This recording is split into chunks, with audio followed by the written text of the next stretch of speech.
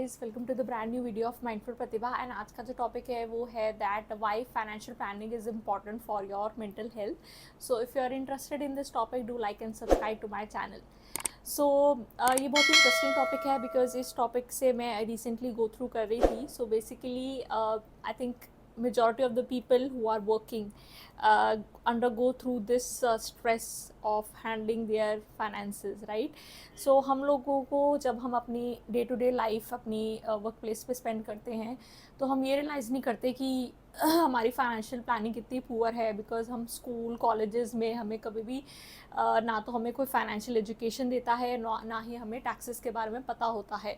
जब तक हम फ्रेशर्स होते हैं तब भी जस्ट हमारी सैलरी सारी स्पेंड हो जाती है और सेविंग इतनी हो नहीं पाती कि हम सोचें कि उसको कहीं हम इन्वेस्ट करें। But as we grow and as we climb up the corporate ladder, then we realise कि what is the importance of investment या what is the importance of proper financial planning. So इस video में मैं वो points बताना चाहूँगी जो कि आई फील कि यंगस्टर्स को बहुत हेल्प करेगा, specially who are just starting off their job, who are freshers. And वो एडवाइसेस मैं देना चाहूँगी ताकि वो लोग वो गलतियाँ ना करें जो मैंने करी थी, या वो चीज़ वो एज अ प्रिकॉशन रख सकते हैं अपनी लाइफ में। So first and foremost thing which I would like to highlight here is that you need to write down your needs and wants for short term and long term. आप अपनी needs and wants को clearly write down करें। Needs का मतलब ये होता है कि जिनके बिना आपका गुजारा नहीं हो सकता है। So food, water, health and roof, right.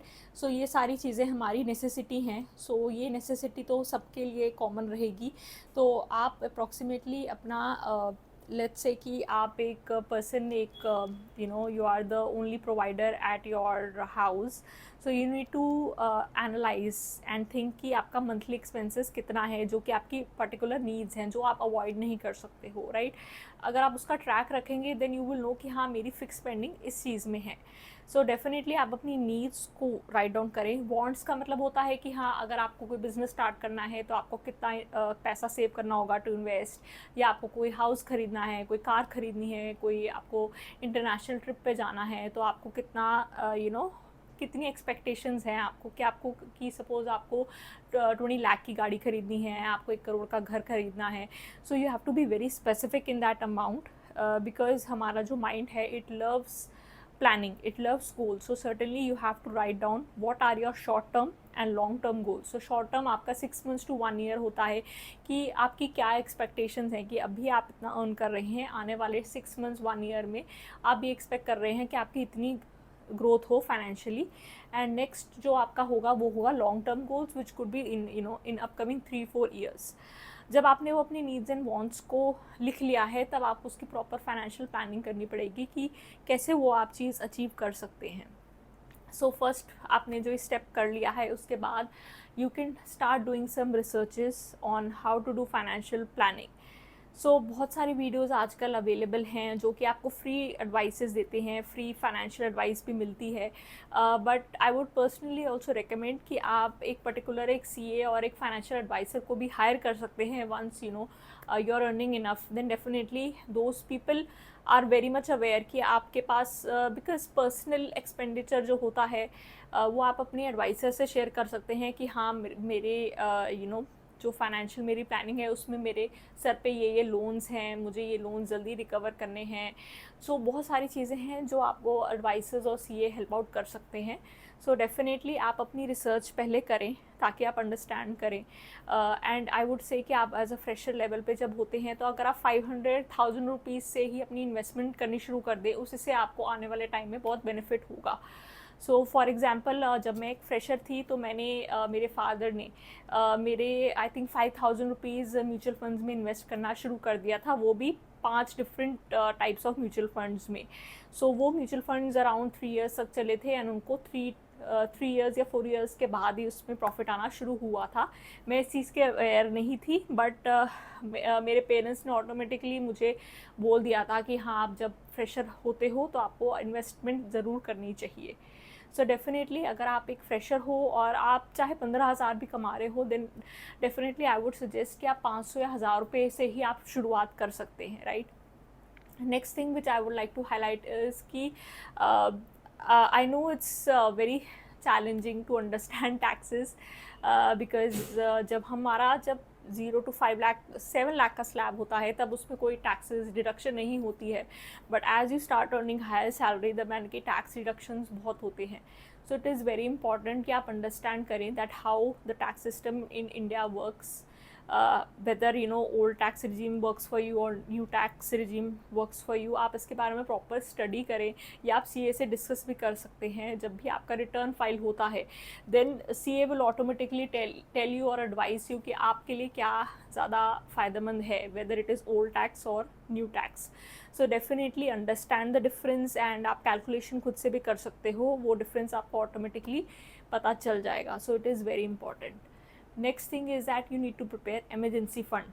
So emergency fund क्या होता है कि हम बेसिकली जो हमारी नॉर्मल स्पेंडिंग होती है वो हम अपने सेविंग्स अकाउंट से यूज़ करते हैं, बट जो एमरजेंसी फ़ंड होता है वो आई वुड सजेस्ट कि आप एक पर्टिकुलर अपनी FD बना के रखें, और वो FD आप 1 साल बाद 1.5 साल बाद भी अगर यूज़ करेंगे तो एटलीस्ट आपको उसके ऊपर कुछ इंटरेस्ट अमाउंट आएगा और आपको कुछ उसका फ़ायदा होगा और वो लॉक्ड रहेगा. तो आपको पर्टिकुलरली पता है कि ये मेरा एक पर्टिकुलर अमाउंट है जो कि मैं एमरजेंसी में यूज़ करूँगा. तो एमरजेंसी मीन्स कि हाँ, कभी भी आपके फैमिली में किसी को नीड हो, किसी की हेल्थ ख़राब हो गई हो या कुछ भी ऐसी सिचुएशन हो जिसमें आपको अर्जेंटली बहुत सारा पैसा चाहिए, उस केस में rather than taking a loan, personal loan, I would suggest कि आप अपनी FD का यूज़ करें. वो आपको डेफिनेटली फ़ायदेमंद देगा.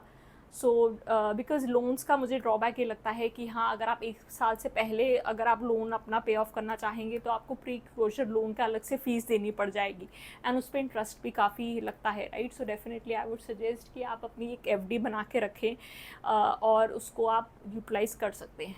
नेक्स्ट थिंग इज़ कि लाइक आई सेड कि हम जब अपना इन्वेस्टमेंट शुरू करते हैं, जब हम 1000 रुपये से शुरू करते हैं और वो हमारा म्यूचुअल फंड में हो चाहे वो PPF में हो, तो वो अमाउंट हमारा एवरी ईयर जैसे ही आपका कुछ % ऑफ हाइक हो या जैसे ही आपने कोई कंपनी स्विच करी है और आपका इतना % ऑफ हाइक करा है, तो you have to make sure कि आप जो इन्वेस्ट कर रहे हो उसको आप डबल कर दें.